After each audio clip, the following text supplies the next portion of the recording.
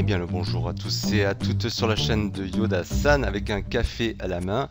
Et oui, de bon matin. Alors je vais vous parler d'un tuto sous Windows 10, comment créer un groupement résidentiel. Donc c'est pour mettre en réseau tous les ordinateurs de votre foyer, pour les faire communiquer, pour partager des fichiers, pour partager des dossiers. Alors je ne vous cache pas que la tâche a été rude sous Windows 10, professionnel, comme version en plus, et je vous parlerai du workaround que j'ai pu trouver parce qu'effectivement c'est un sujet assez récurrent qui existe sur le net, sur tous les forums. Créer un groupement résidentiel, ça peut être vraiment une grosse galère. Alors je vais vous montrer par contre déjà par où commencer. Vous allez déjà vérifier une première chose. Vous cliquez droit sur l'icône de réseau. Vous allez choisir ouvrir le centre réseau et partage.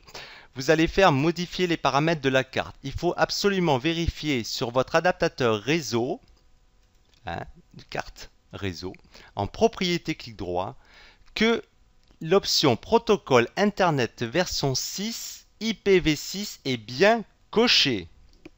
C'est très important. Ça là. IPv6. Excusez-moi, j'ai la main un peu tremblante. D'accord? Voilà. Bon.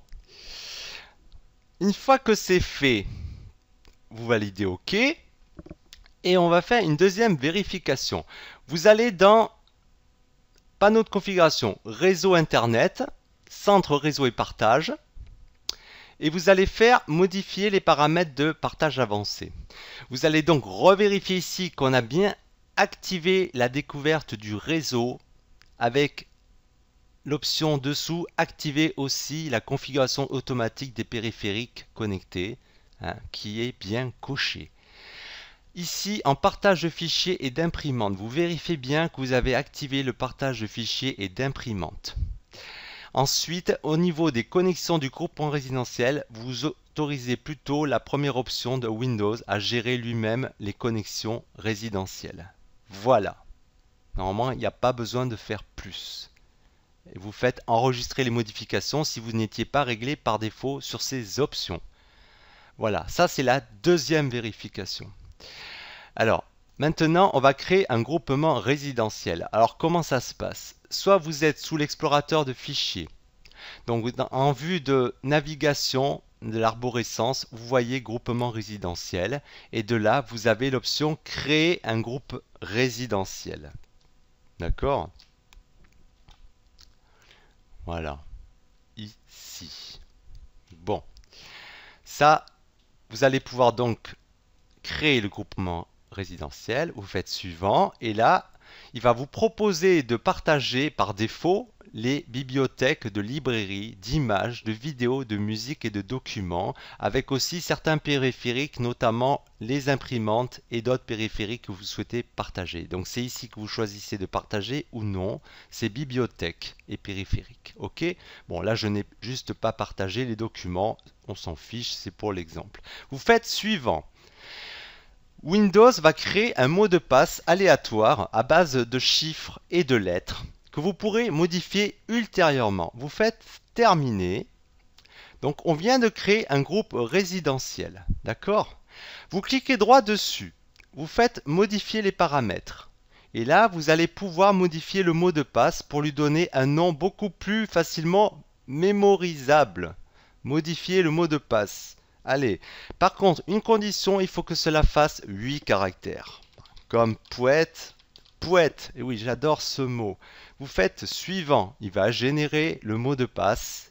Et donc, les ordinateurs qui iront rejoindre le réseau, en l'occurrence ce groupement résidentiel, ils auront à rentrer le mot de passe poète poète tel que vous l'avez changé. Vous pouvez même imprimer, mais bon, si vous avez du papier à gaspiller, pourquoi pas, hein, lol. Terminé, ok? Voilà.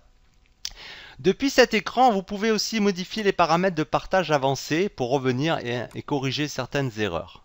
Vous avez aussi un utilitaire de résolution des problèmes liés au groupement résidentiel que je n'ai jamais trouvé vraiment efficace. Vous pouvez le lancer, il peut aller chercher ce qui a foiré sur votre mise en place de groupement résidentiel. Il met un petit peu de temps à s'ouvrir, le bougre. Voilà, puis vous faites suivant. Si vous cliquez sur avancer, vous pouvez même corriger automatiquement les erreurs. Bon, enfin bon, moi je n'ai pas trouvé ça très utile et je vous montrerai qu'est-ce qui a fait que j'y suis arrivé à le faire marcher ce purée de groupement résidentiel. Bon, alors maintenant que vous avez créé un groupement résidentiel, on va permettre à l'autre ordinateur de le rejoindre. Donc c'est l'ordinateur ici BTPC. Donc je vais aller sur cet ordinateur. Évidemment, vous ne verrez pas l'image parce que là j'ai eu la flemme de monter carrément un montage avec TeamViewer. Donc je vais faire l'opération à distance. On va sur le menu groupement résidentiel et vous aurez la possibilité de le rejoindre. Donc vous choisissez aussi les bibliothèques à partager sur cet ordinateur ou pas et vous tapez le mot de passe, donc poète. Donc je fais l'opération, je fais suivant. Il est en train de rechercher à rentrer dans le groupement résidentiel et si tout se passe bien, voilà, et bien vous verrez normalement apparaître ici, voilà, l'ordinateur qui a partagé de son côté ses bibliothèques. Donc le groupement résidentiel comporte deux ordinateurs et vous faites ça autant de fois que vous le souhaitez avec le nombre d'ordinateurs dont vous disposez ou de portables, etc., de périphériques. Voilà. Donc on voit que sur cet ordinateur, il y a eu un partage des bibliothèques images, musique et vidéo. Alors, sachez que pour voir ce que vous partagez, vous cliquez sur l'icône de votre ordinateur dans l'arborescence à gauche, ici. Et vous pouvez aussi cesser de partager à la volée. Vous cliquez droit sur un dossier et vous faites partager avec le menu cesser de partager. On rafraîchit, on revient, ça y est, ça a disparu. On n'a plus que deux sous-dossiers partagés. Voilà. Sachez que vous pouvez quitter le groupement résidentiel. Alors vous cliquez sur l'icône groupe résidentiel, clic droit, et vous faites modifier les paramètres. Et là, vous pouvez quitter le groupe résidentiel et ne plus rien partager. Je vais revenir vite fait en vitesse aussi, par exemple. Vous pouvez, alors effectivement, mettre en partage dans le groupe résidentiel d'autres sous-dossiers, hein, pas que les bibliothèques. Par exemple, on va prendre ça là. Vous cliquez droit dessus, vous faites partager avec, et là vous choisissez groupe résidentiel. Alors en mode affichage, ça veut dire que vous aurez les utilisateurs des autres ordinateurs ne pourront que voir ce que vous partagez, mais ils ne pourront pas faire de modifications, c'est-à-dire d'écrire dans le dossier, de modifier un fichier ou autre, de le renommer, etc. ou d'y copier des choses. D'accord ? Voilà. Hein, donc si vous voulez effectivement donner des autorisations assez étendues pour copier des fichiers entre les ordinateurs, vous faites affichage et modification. Vous choisissez ça de le partager comme ça. Voilà. Ça y est. Et là, si on revient sur mon répertoire, depuis mon ordinateur, on voit que maintenant, il y a ce dossier qui a été mis en partage, que l'on vient de faire ensemble. Voilà. Alors, je vais rapidement terminer pour vous dire que ça a été une grosse galère pour monter ce groupe résidentiel. Alors, je vais vous dire qu'est-ce qui a pu se passer pour certains d'entre vous.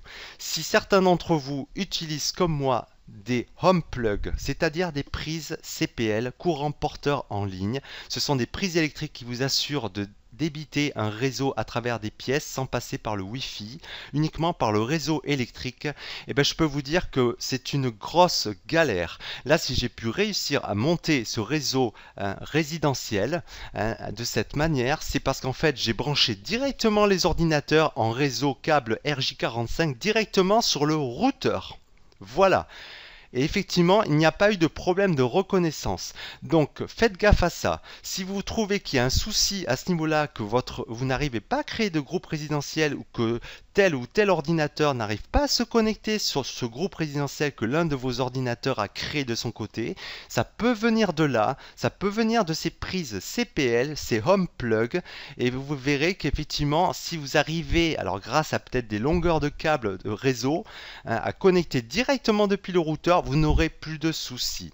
Le deuxième souci qui peut être aussi un petit peu évité, c'est en désactivant les pare-feux. Si vous avez des pare-feux que vous avez achetés, qui peuvent être très capricieux et empêcher effectivement des connexions entrantes d'ordinateurs sur le vôtre.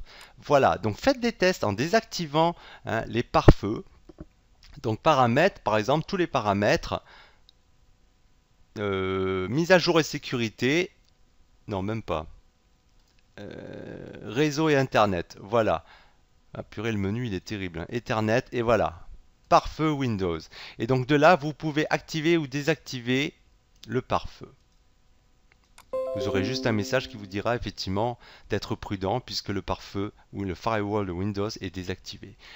Voilà. Donc ça, vous pouvez tenter de chercher à créer un réseau bloqué en désactivant provisoirement ça et voir si effectivement ça ne vient pas de là. Auquel cas, il faudra donner les autorisations au pare-feu d'autoriser les entrées, tout ça entre les ordinateurs de votre réseau. Voilà. Donc vérifiez pareil avec des antivirus, si ça peut mettre le boxon dans votre réseau domestique et en particulier groupement résidentiel. Donc vérifiez aussi de ce côté-là. Voilà. Bon, écoutez, les loulous, les louloutes, je vous dis bonne journée, bonne soirée, où que vous soyez. Je ferai un tuto sur la mise en réseau, voilà, d'une manière beaucoup plus classique ici. Vous voyez, donc j'ai deux types de connexions partagées en réseau, je veux dire, au niveau dossier et fichiers, etc. périphériques, soit un réseau classique en LAN, Local Area Network, ou alors en groupe résidentiel, tel que l'on peut le faire de cette manière. Voilà, sur ce, je vous dis bonne journée, bonne soirée, où que vous soyez, faites-vous pas chier. Ciao, ciao.